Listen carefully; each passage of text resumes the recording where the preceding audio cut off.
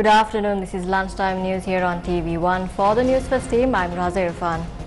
Before we take a look at your stories in detail, let's start off with your headlines.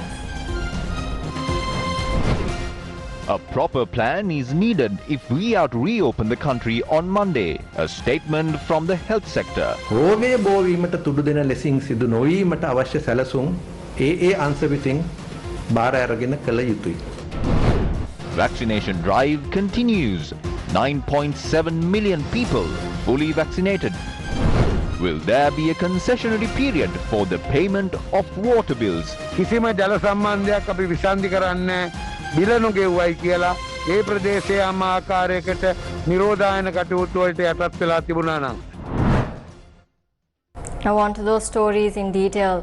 Deputy Director General of Health Services Dr. Hemantha Herath says if the country is to reopen next Monday, it would be appropriate to prepare a suitable plan and announce it to the public beforehand. The Deputy Director General of Health Services stated this while participating at a media briefing held in Colombo today. If the country is to reopen on Monday, plans need to be made as to how the daily economic and social operations will be carried out by the relevant authorities. If these plans are made and announced, then we can come to a conclusion that it is favorable to reopen the country. If not, reopening the country would only lead to more trouble. It also affects the decision taken to reopen the country.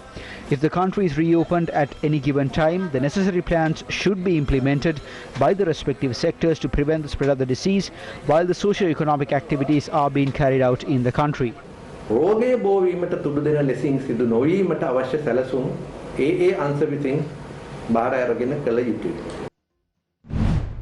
Army Commander General Shavendra Silva said both doses of the COVID-19 vaccine have been administered to 9.7 million people in the country. People between the ages of 20 to 29 years were vaccinated in the Western Province as well as in the Hambantota and Galle districts. The Army Commander said the vaccination of people between the ages of 20 to 29 years in the Matra district began today.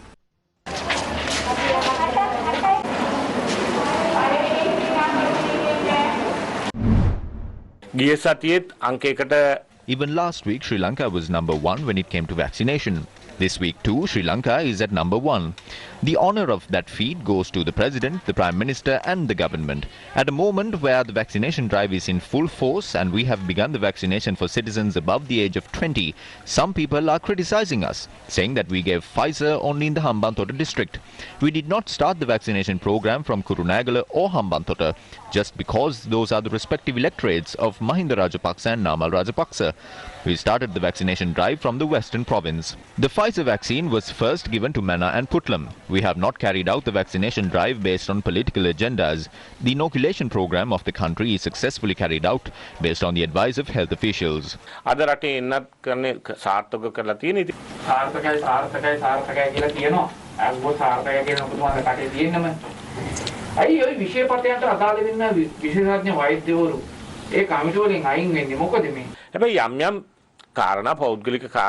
There might be various personal reasons for them to resign from their positions. We invite them to return. He has just resigned from his position in the committee. He is still very much part of the health sector and the national program to curb the pandemic.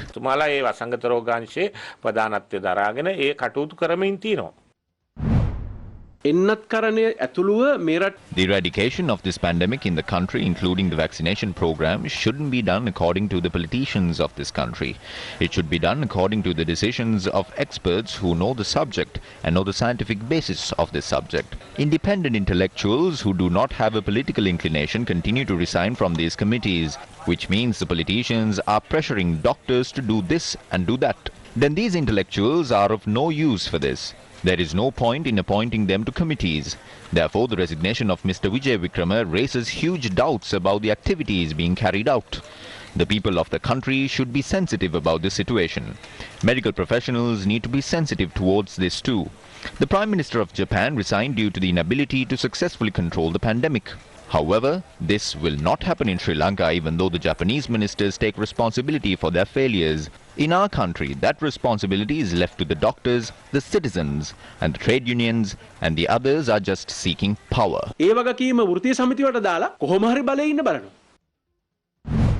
Former provincial councillor of the JVP, Nalin Hevage, spoke about the data wipe of the National Medicines Regulatory Authority. It's been many days since the 5,223 files of data of the National Medicines Regulatory Authority disappeared. But this government that boasts of having many intellectuals and experts have not been able to inform the people of this country of what really happened. The company of the name Epic that manages this data is also in possession of large amounts of data of the EPF. What will happen to the people of this country if that information too is wiped out? The government and Ajit Niwad Cabral had invested large amounts of money at various places. The country or the parliament is not aware of this. If that information too is deleted, we have nothing left to do but just make up our minds. When the country is suffering so much, Minister Cabral is preparing his pension due for his time as the governor of the central bank. We know that Ajit Niwad Cabral is one of the people who destroyed our economy. When Greece was collapsing, he went and invested there. Cabral, who got Sri Lanka caught up in a debt trap, should not be given a salary. He should be put in prison instead. The Daily Mirror reported that State Minister of Money, Capital Market and State Enterprises Reform, Ajit Niwad Cabral, had confirmed that he would take up the post of Governor of the Central Bank on the initiative of President Gotabaya Rajapaksa within the course of this week. The report on the Daily Mirror added that State Minister Niwad Cabral is reported to have sought the Governor post of the Central Bank with cabinet status similar to countries such as China, Singapore and Vietnam. Minister of Water Supply and Drainage Vasudeva Nanayakkara states that steps will be taken to provide some relief to the general public to settle their water bills during the time period when the quarantine curfew is in effect. He made these remarks at a media briefing convened today.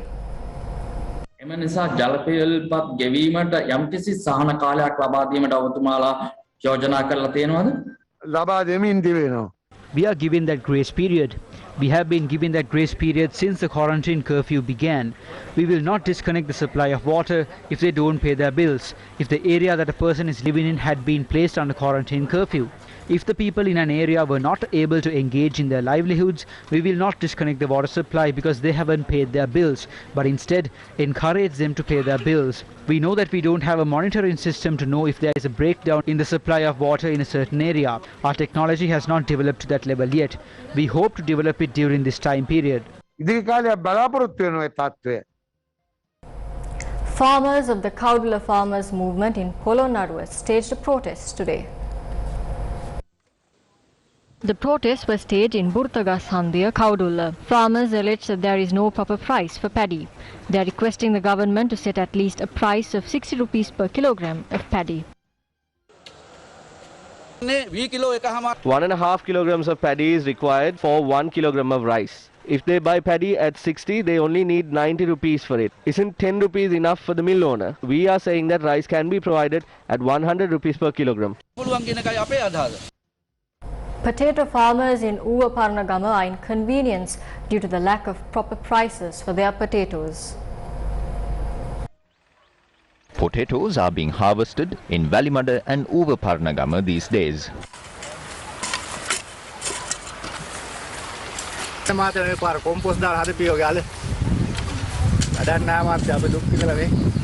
Farmers point out that despite spending a lot of money on potato cultivation, there is no fair price for their harvest. Farmers say that they are now in a situation where they cannot even cover the cost of production.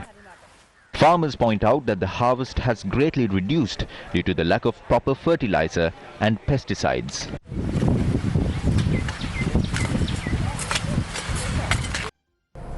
A media briefing was convened at the National Trade Union Centre. When we look at this is a meticulously planned out strategy that successive governments have been implementing. They get dollars into their hands, hide it somewhere else and make the country go bankrupt and indebted. Then they draft laws to bring back these dollars. Then they hand over all institutions that bring in money to the country in the goods and services sectors to these smugglers. This has become the system. Those activities are going on well, but the people of the country cannot see what the government is doing to control the pandemic. There is one benefit from this to the government. They have stopped the people from protesting on the street.